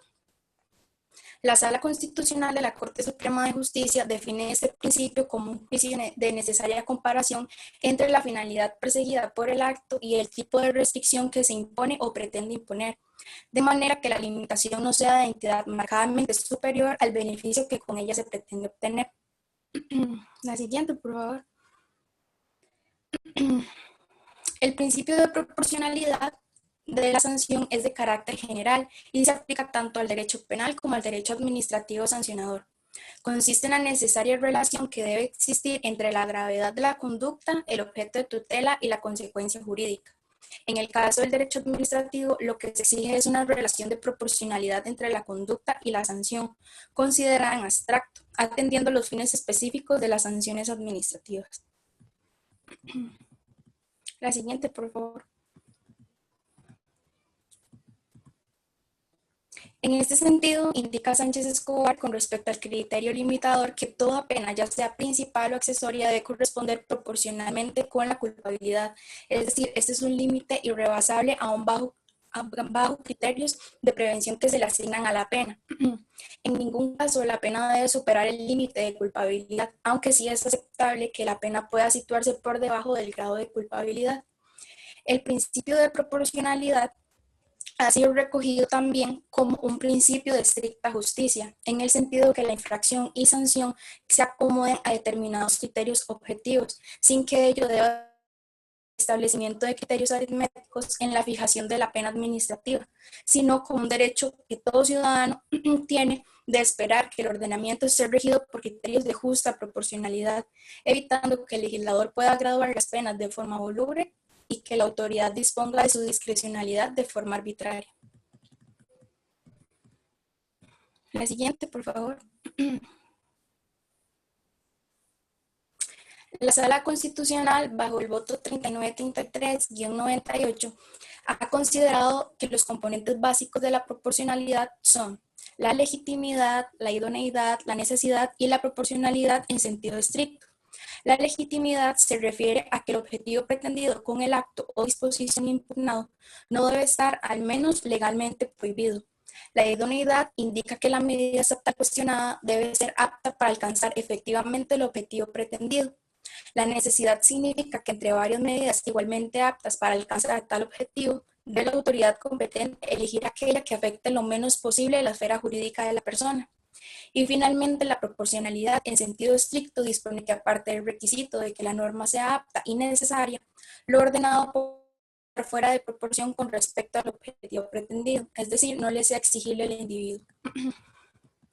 La siguiente, por favor.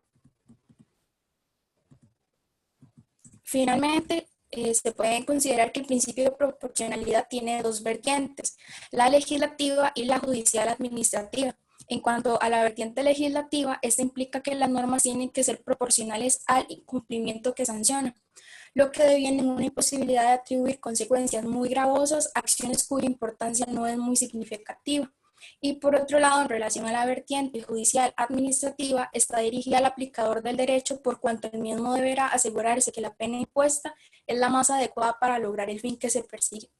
En concreto, en el ámbito administrativo, este principio se manifiesta por un lado como regla de moderación y funcionalidad, ya que las sanciones habrán de ser en cada caso las necesarias para que la privación cumpla su finalidad represiva y preventiva.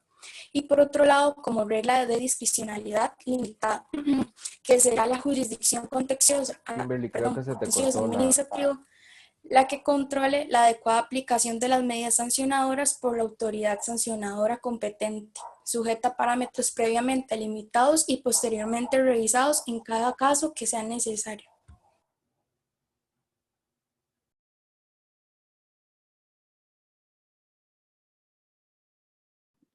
¿Me escucho? Sí. Sí, adelante. Bueno, buenas noches.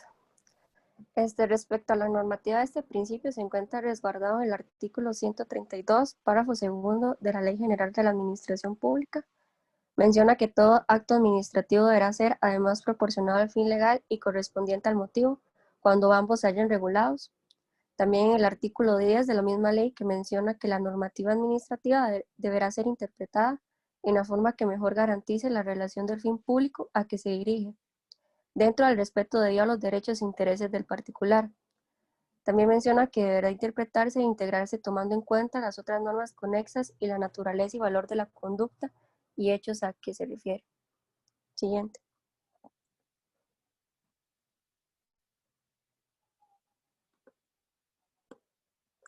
Respecto a la jurisprudencia, en la resolución número 076-2010, que hace referencia al deber de información, es un proceso ordinario establecido en el Juzgado Contencioso Administrativo y Civil de Hacienda por HCBC contra el Banco Central de Costa Rica, la Superintendencia General de Valores y el Consejo Nacional de Supervisión del Sistema Financiero Nacional.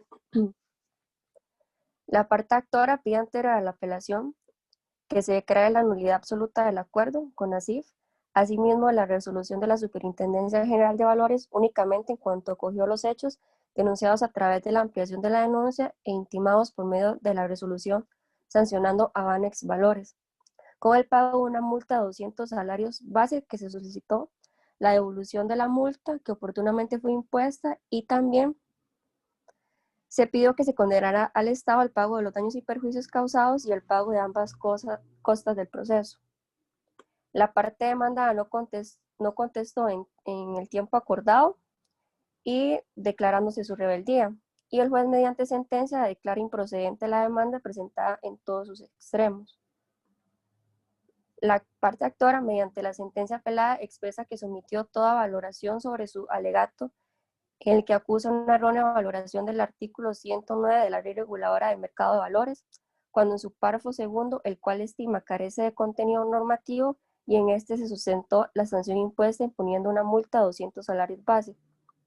En cuanto a la proporcionalidad de la sanción aplicada a la actora, se señala que la resolución administrativa impugnada no mencionó las razones por las cuales se le decidió imponer una multa de 200 salarios bases, limitándose a aplicar automáticamente el artículo 158 de la Ley Reguladora del Mercado de Valores, aunque el artículo 164 de esa ley establece los diversos criterios que debía utilizarse por parte de la Administración para no afectar el principio de intervención mínima.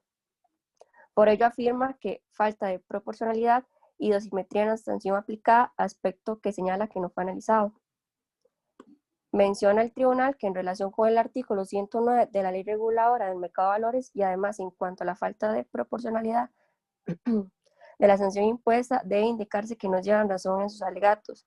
De la lectura detallada de la sentencia que ataca, se vería con meridiana claridad que efectivamente la juzgadora de instancia valoró adecuadamente cada una de sus argumentaciones en relación con el texto dado por el legislador a dicho numeral. Sin embargo, debe señalarse que contrariamente a lo indicado por el apelante, la norma citada, artículo 109, simplemente impone un deber legal de información con cargo a los intervinientes en el mercado bursátil, pero no es propiamente tal la norma sancionadora aplicada al caso concreto. Efectivamente, tiene razón el disconforme al señalar que los principios de hermenéutica aplicables al tema sancionador incluyen sin duda alguna la restricción en cuanto a la interpretación normativa y restrictiva, pero es distinto en el caso tratándose del numeral 109 que menciona que los participantes en el mercado que reciben órdenes, las ejecuten o asesoren a clientes respecto de inversiones en valores, suministrarán a sus clientes toda la información disponible cuando pueda ser relevante para que adopten las decisiones. Dicha información deberá ser clara, correcta, precisa, suficiente y oportuna. Además, deberá indicar los riesgos involucrados, especialmente cuando se trate de productos financieros de alto riesgo. Menciona el tribunal que por ello el operador no contaba con ningún margen de discrecionalidad para accionar y reducir de algún modo el castigo aplicable, debiendo en aplicación del principio de la legalidad administrativa sujetarse al ordenado por el legislador, sin poder imponer una sanción diversa, pues así lo establecía el ordenamiento jurídico vigente. Asimismo, ello tampoco permite entrar a valorar la proporcionalidad de la multa, toda vez que por paridad de razón no pueda el operador aplicar una diversa, siendo que la misma ley lo ordenaba cuál aplicar a quien infringiese el deber de información que impone el artículo 109. Por tanto, se confirma la sentencia apelada. Bueno, yo voy a comentar un poco acerca de la resolución número 121-2008 del 28 de septiembre del 2018 a las 13 horas y 50 minutos por el Tribunal Contencioso Administrativo. Bueno, esta sentencia tiene relación con los temas del incumplimiento en la contratación administrativa y la sanción administrativa.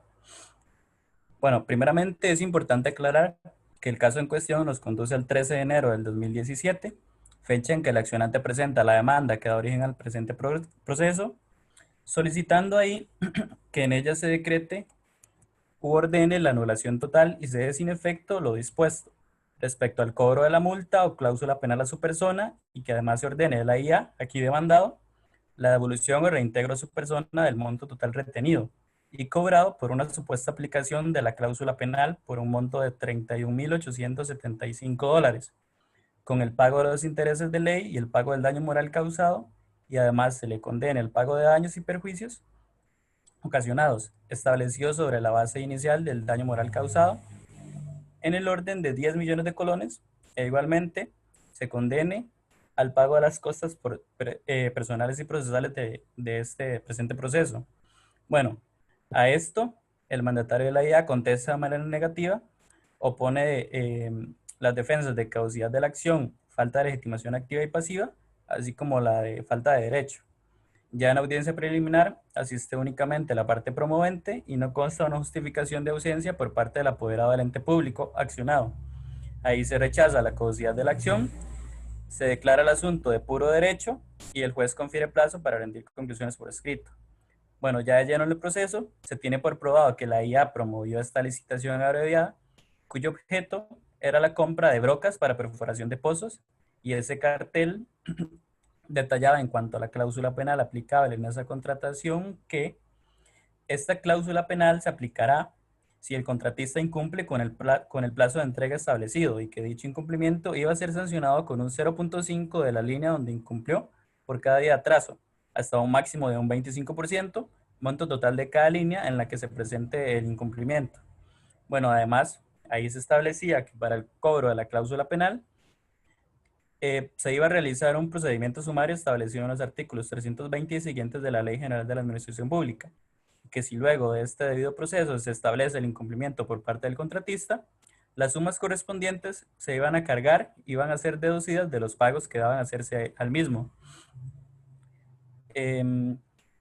Bueno, que los saldos restantes se iban a liquidar con el saldo final y que por otra parte, si luego del debido proceso se establece que no existe un incumplimiento por parte del contratista, se iba a proceder al pago íntegro de la estimación o factura afectada y que si el monto total de esta sanción iba a exceder el saldo a favor del contratista, el contratista o el garante iba a tener que pagar esta diferencia a la IA.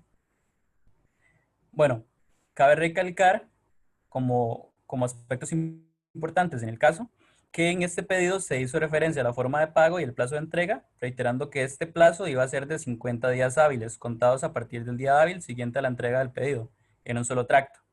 También es importante tener en cuenta que la fecha de inicio para la entrega de los bienes requeridos fue el 15 de julio del 2015, siendo la fecha de término el 24 de septiembre del 2015, habiéndose cumplido esos 50 días. Y los solicitados se entregó de manera correcta hasta el 30 de octubre, porque para la fecha del 24 de septiembre se entregaron unas brocas equivocadas y se concedió un plazo de 25 días para entregar las brocas correctas, por lo que según lo estipulado en las cláusulas del cartel, los porcentajes son correctos y la multa según los 25 días de atraso, para un porcentaje de multa del 6.25 sobre el monto total de las posiciones que ascienden a los 510.000 dólares, corresponde y se reitera a una multa total de 31.875 dólares. Bueno, ya en el considerando se expresa que desde luego la fijación de estas cuestiones debe sustentarse en un ejercicio proporcional y razonable, de manera que por esta vía no se vayan a imponer sanciones desproporcionadas o en desapego a la razonabilidad de la proporcionalidad que aquí se predica. Bueno, de ahí que por aspectos de certeza y seguridad jurídica, estas faltas que originan un cobro de la cláusula penal deberán estar detalladas en el cartel como condición de validez de su eventual aplicación, ya que esto va a permitir al contratista conocer de antemano los efectos de sus eventuales incumplimientos, colocándole en una posibilidad para poder contar con la información que le va a posibilitar valorar si contrata o no con el Estado. Bueno, esto se aporta como achacando la total responsabilidad al accionante, porque se plantea que la cláusula era clara y pues él afectó las condiciones que ahí bueno, él aceptó las condiciones que ahí se establecían.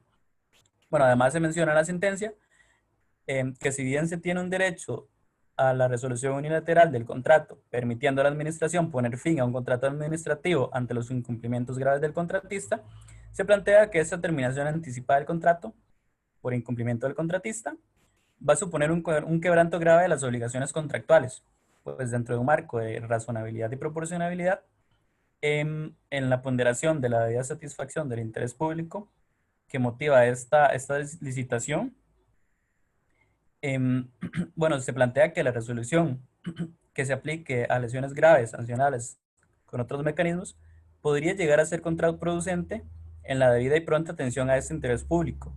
De ahí que en cada caso, la administración va a tener que valorar la intensidad del incumplimiento a fin de ponderar si lo que resulta más conveniente al interés público es poner término al contrato en el instante en que se tenga por comprobada la falta, o bien aplicar sanciones alternativas como podría ser la ejecución total o parcial de la garantía de cumplimiento, porque a fin de cuentas la contratación administrativa nace para atender necesidades públicas, que por tales deben ser satisfechas de una manera u otra, por lo que una aplicación rigurosa de la potestad resolutiva contractual podría, en algunos casos, atentar esa finalidad de atención pronta a la necesidad.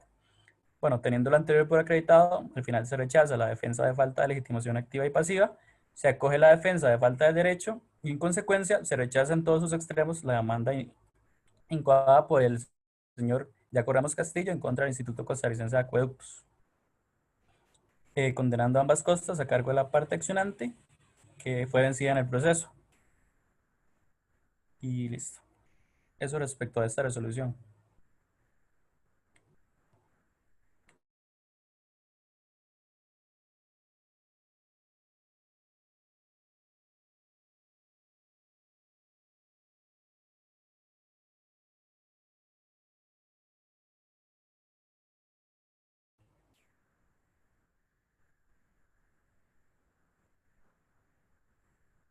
Hola. ¿Sí? ¿Escuchamos? ¿Se me está escuchando? Dígame que sí o no. Yo no. No. Escuchó la explicación de la sentencia, luego ya no. Sí. Es que no sé en qué momento se me escuchó y en qué momento se me dejó de escuchar. Digamos, ustedes ya te explicó toda la sentencia, ya ahí hubo como, seguro se le fue al internet un toque, pero creo que esa es toda la presentación de nosotros porque ya se nos pasó un toque el tiempo, entonces muchas gracias, profe.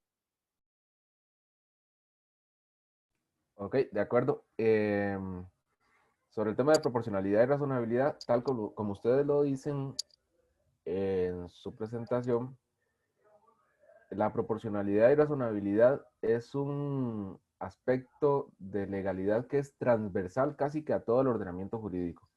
Ustedes lo pueden encontrar en materia de ius puniendi del Estado, en materia penal, en potestad sancionatoria administrativa, en temas de multas, como lo decía el último caso de Joshua, en temas de medidas cautelares, de actos administrativos. Muy importante la proporcionalidad y razonabilidad en el tema de la formación de las leyes, que está ligado también con que las leyes tengan de alguna manera algún estudio que diga que por qué se ponen leyes más o menos rígidas o más o menos estrictas, más aún cuando esas leyes lo que van a imponer son tal vez sanciones de restricción de las libertades públicas o incluso económicas. No sé si se acuerdan hace años que hubo una ley de tránsito que tenía multas exorbitantes y los legisladores las impusieron simplemente como por una ocurrencia. Entonces la Sala Constitucional la declaró inconstitucional, más que todo no porque no fuera tal vez justa la aplicación de sanciones muy severas, sino más bien porque no se vale imponer a la gente y a los administrados sanciones severas sin que exista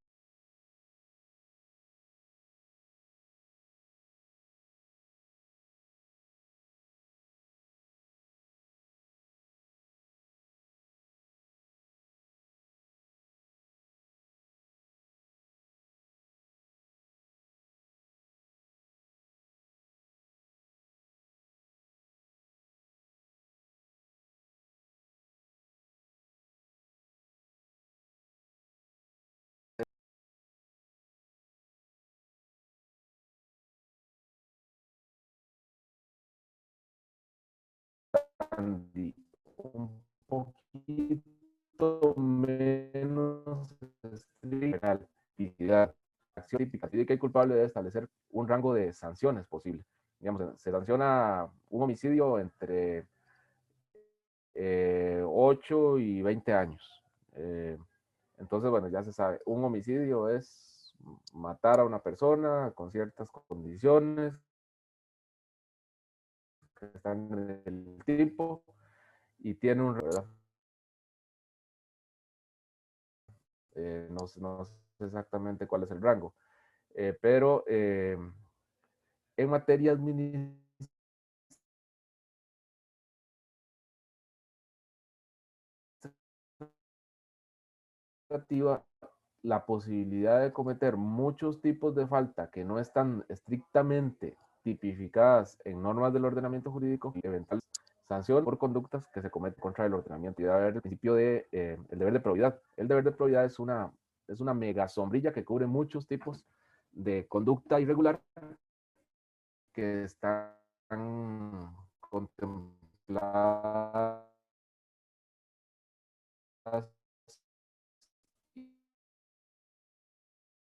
y incluidas dentro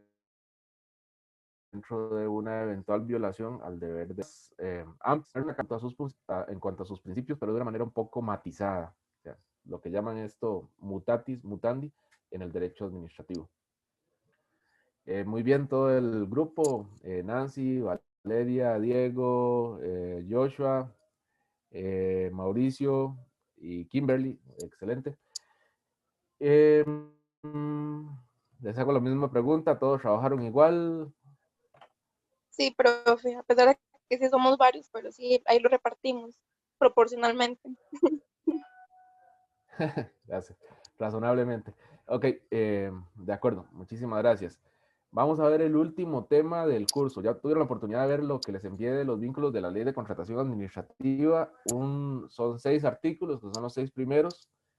Un artículo del reglamento, que es el segundo, que establece los principios, y un organigrama de compras públicas. ¿Tuvieron la oportunidad de leerlo, revisarlo?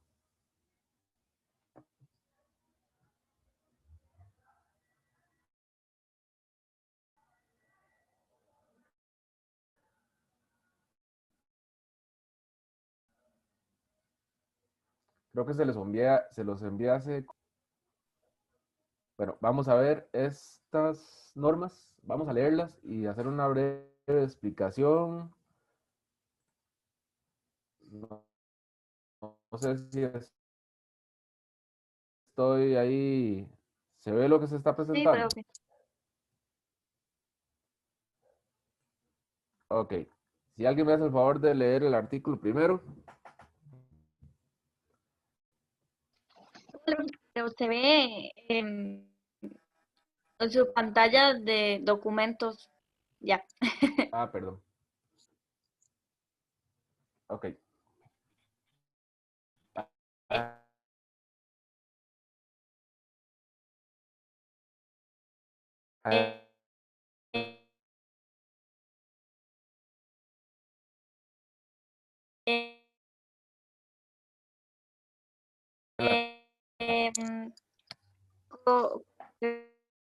Lectura de esta ley, son las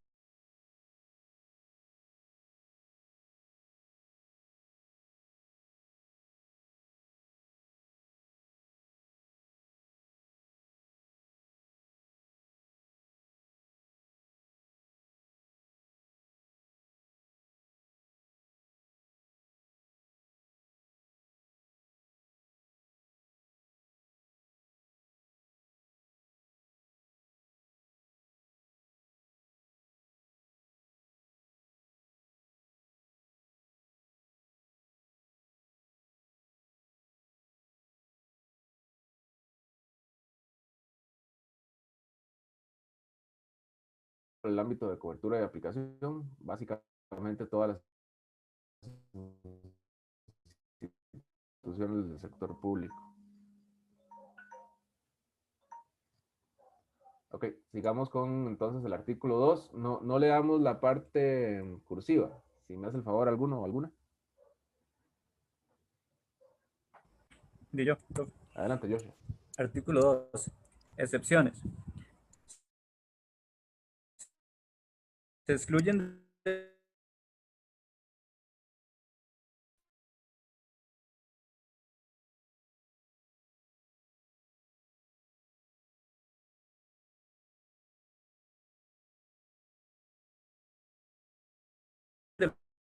los procesos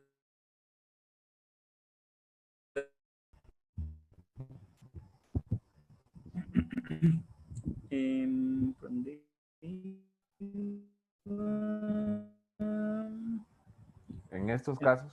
Sí. En estos casos, la acción cursará si existen y adjudicará a la oferta de menor precio, sin perjuicio de que se valoren otros factores que se estimen relevantes, lo cual deberá definirse en la invitación. La administración estudiará todas las ofertas que se presenten al concurso, independientemente si provienen de empresas que fueron invitadas o no. Quedan fuera del alcance de la presente ley las siguientes actividades. Número 1, las relaciones de empleo. Número 2, los empréstitos públicos. Una cuestión, ¿saben qué es los empréstitos públicos? Son los en general por medio de la Asamblea Legislativa.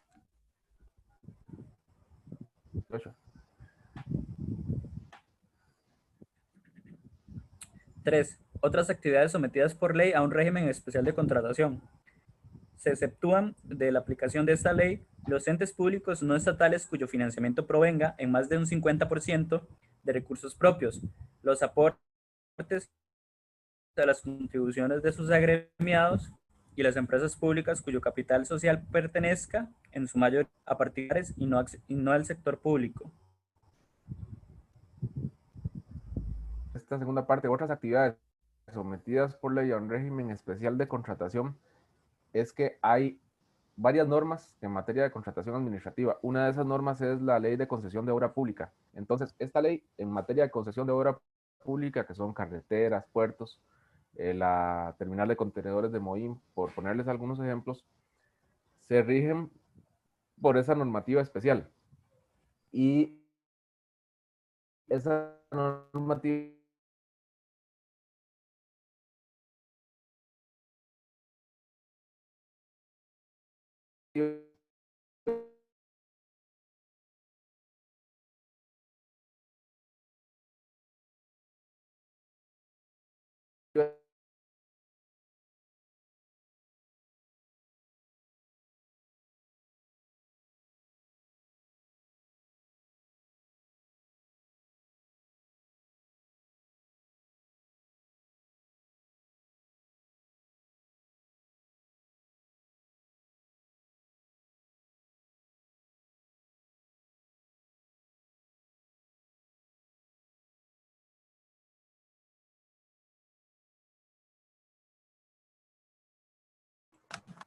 Profe, no se le escucha. ahora sí, perdón, es que me sacó el internet en un momento. ¿Me pueden escuchar ya? Sí.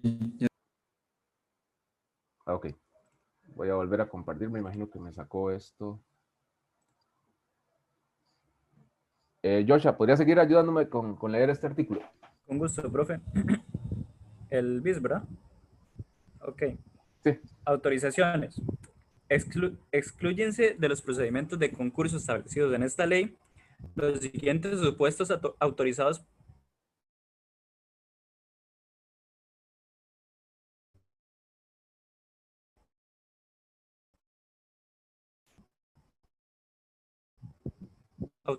sí por la Contraloría General de la República. Solo pueden obtenerse de auditado a proveedores fiscales, de manera que por razones de economía y eficiencia no resulte adecuada la aplicación de los procedimientos ordinarios. B. En los casos en que la administración, habiendo productos del mismo contratista, por razones de normalización o por la necesidad de asegurar su compatibilidad con los equipos tecnológicos que se estén utilizando, teniendo en cuenta si el contrato original satisfizo adecuadamente las necesidades de la administración adjudicadora, si el precio es razonable y especialmente si se descartó la existencia de mejores alternativas en el mercado. C. Otras actividades o casos específicos en los que se acrediten suficientes razones para considerar que es la única forma de alcanzar la debida satisfacción del interés general o de evitar daños o lesiones a los intereses públicos. La solicitud que dirija la administración deberá contener una justificación de circunstancias que motivan la aplicación de las excepciones que sea previsto para seleccionar al contratista. La Contraloría General resolverá la solicitud en el término de 10 días hábiles y podrá establecer procedimientos sustitutivos a los ordinarios. Las autorizaciones contempladas en este artículo no exoneran a la administración solicitante por los resultados de la contratación, ni por la calificación errónea de las circunstancias que, eventualmente, puedan servir de justificación para la solicitud de excepción de los procedimientos ordinarios de contratación. Gracias, Joshua. Esta es una ley muy detalladita, muy de detalles. Seguimos con el régimen jurídico. Les voy a decir básicamente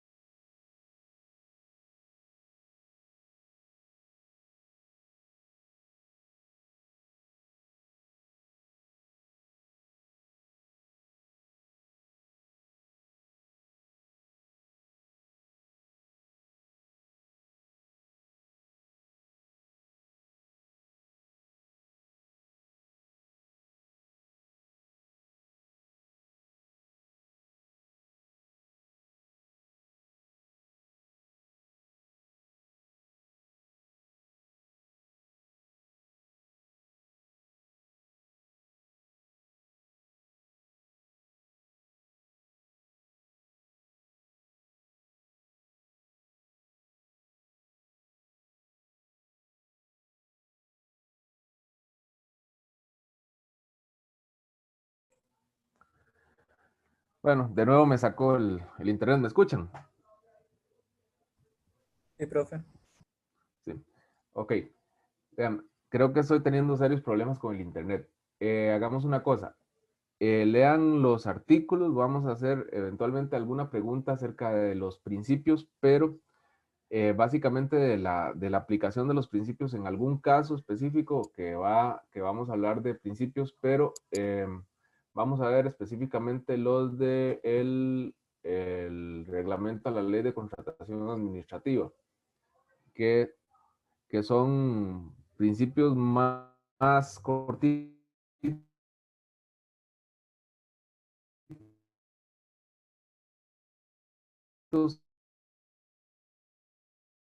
y más eh, mejor explicados.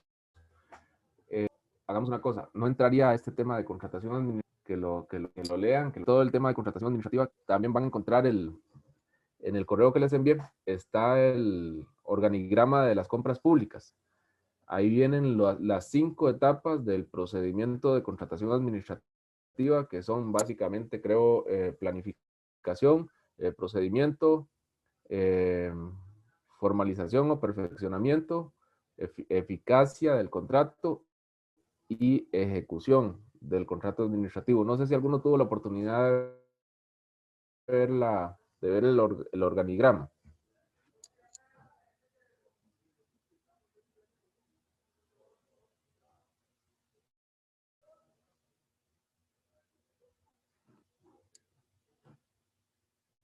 Sí, profesor, sí se escucha. Ok. Yo vi el organigrama, pero lo que pasa es que estoy teniendo problemas con el correo institucional, entonces ahorita mismo no lo puedo abrir. Entonces, sí, esta materia no entraría dentro del examen de la próxima semana y,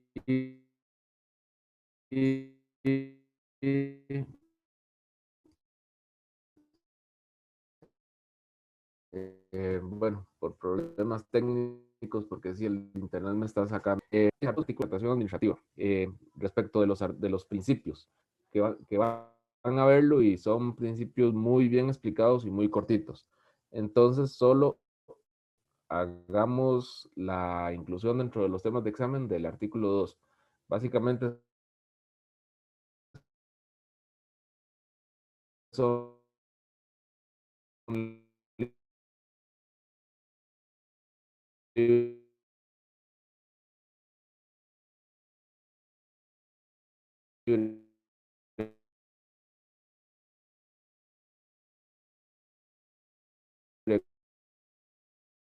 concurrentes,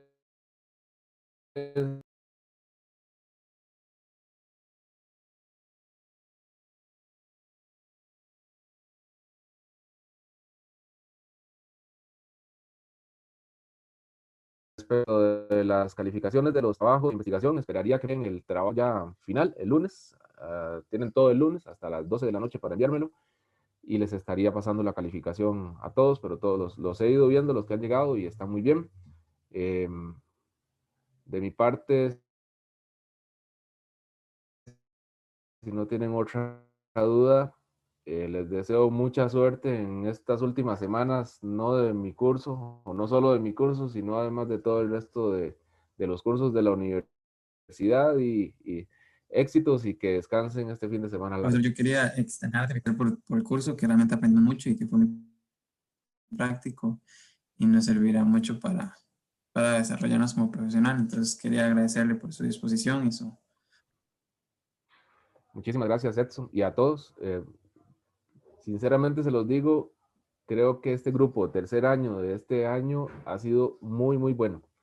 Los otros grupos han tenido personas muy buenas, pero este grupo yo creo que todos en general son muy buenos en cuanto a las exposiciones, en cuanto a la simulación, fueron excelentes. Y estoy muy orgulloso y espero verlos ya en la vida profesional en algún momento como abogados.